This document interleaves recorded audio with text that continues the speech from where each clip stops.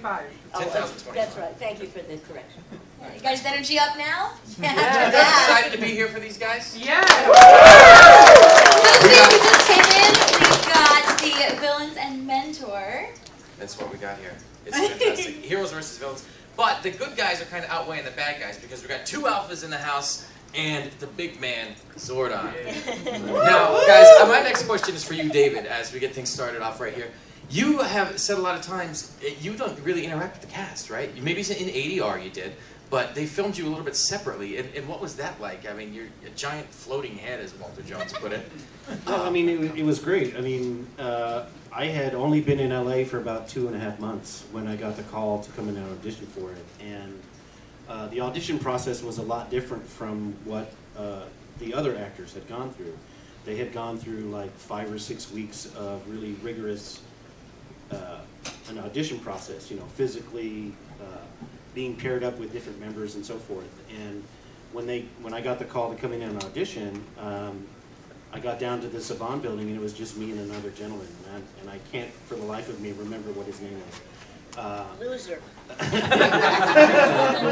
We were separated into, we got the sides and we went to different corners of the room to sort of like read them.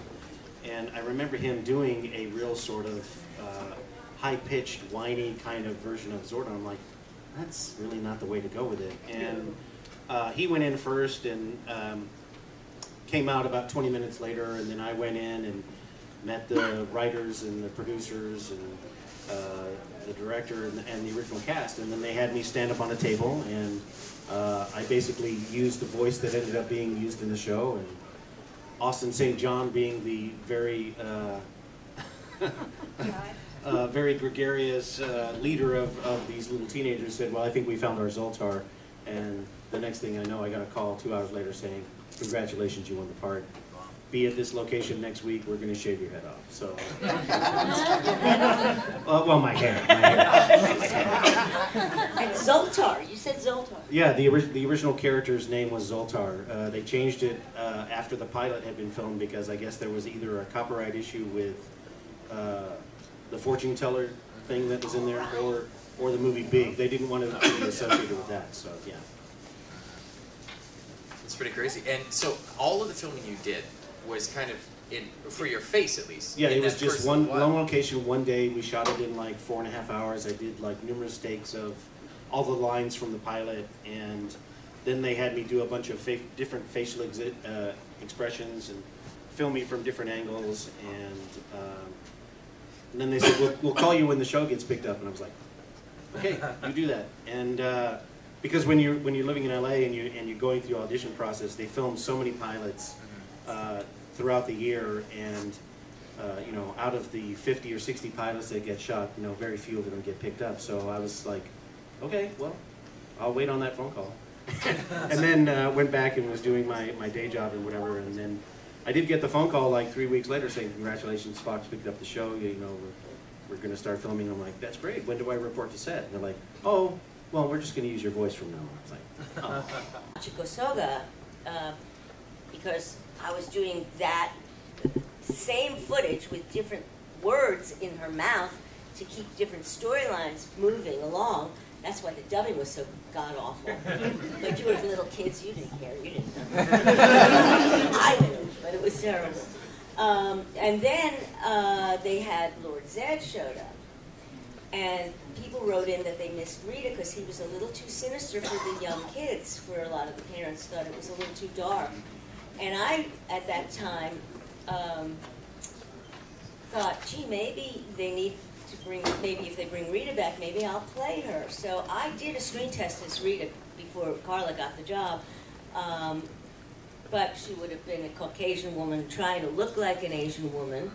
And I wore the costume once, and I thank the Lord, just that one time, that headgear, that giant head.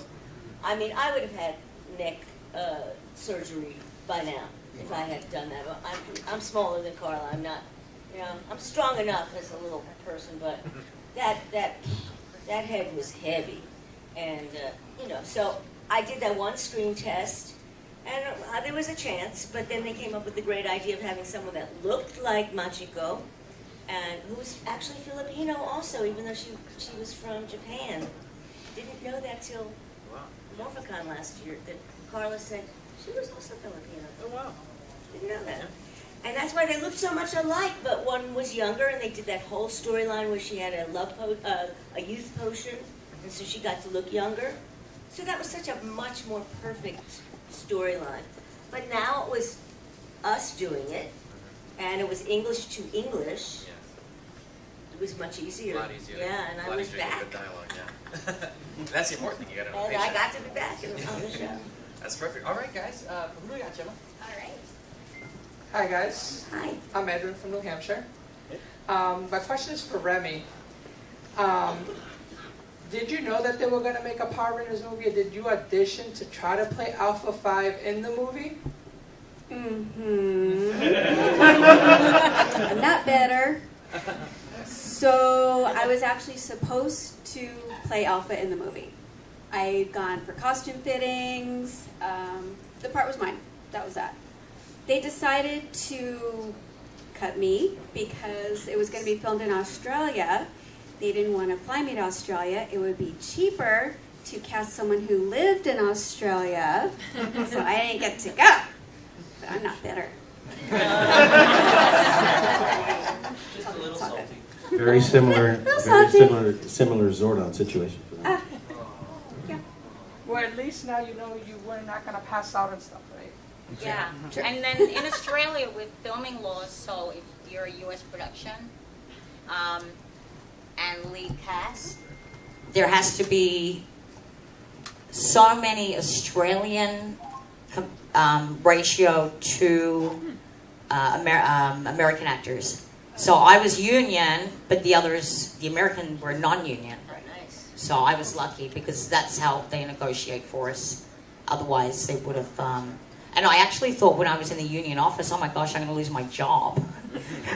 Because they were negotiating so hard for us. But I'm glad because I still get my residuals. Yeah, none of the other Rangers ever got residuals on anything because it was non-union. So actually, you got lucky with that. Yeah. That's very cool. For you. Now that's perfect. You need to hold that in front of your face so there are some dates so we all recognize you. Rangers, teleport to the command center immediately.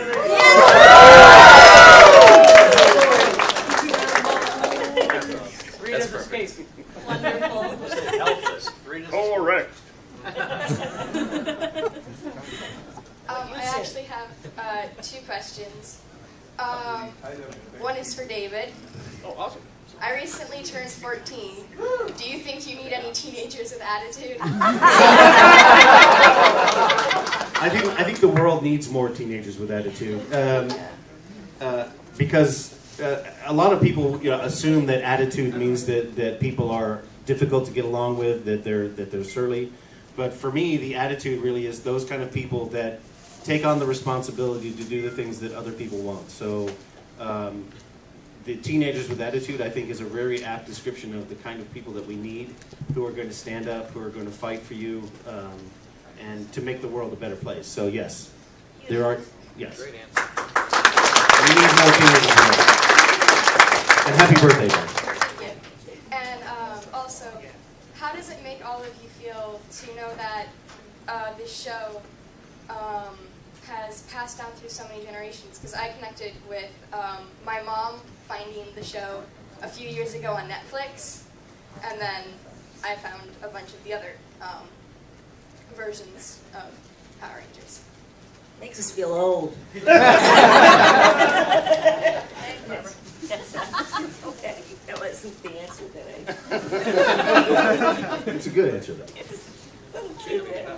It's kind of bizarre and it's kind of phenomenally wonderful to, because when I started going, I went to a convention back in the 90s with Kerrigan May and Goldar. And he said, come on, let's go do this thing. And we sat there and you weren't old enough yet. So it was still you were like, this was kids that were with their parents. They had no idea who we were. It was a bust. We were like, what are we doing here? This is embarrassing. So for 10 years after that, I said, I'm not going anywhere near a convention. And then somebody convinced me to go to, forget which one it was. And it was totally different because you were in your 20s now. And we were acknowledged as, people talked to us and, knew our work, and it flipped into this, where it is now. Now it's in a different place where you bring your kids, and because of Netflix, they know us. It's just incredible. And thank you, because I can pay my mortgage.